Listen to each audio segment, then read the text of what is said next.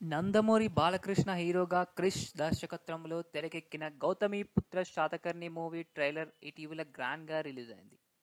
Cinema trailer release అయిన కొన్ని గంటల్లోనే సూపర్ రెస్పాన్స్ వచ్చింది.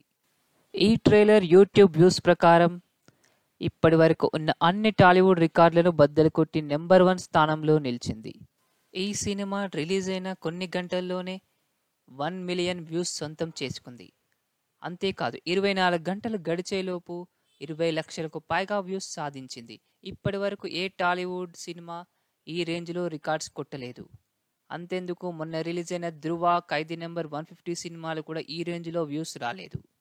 'గౌతమిపుత్ర శాతకర్ణి' ట్రైలర్ చూసిన వారంతా 'బాహుబలి' సినిమాని మించిపోతుందని అంటున్నారు.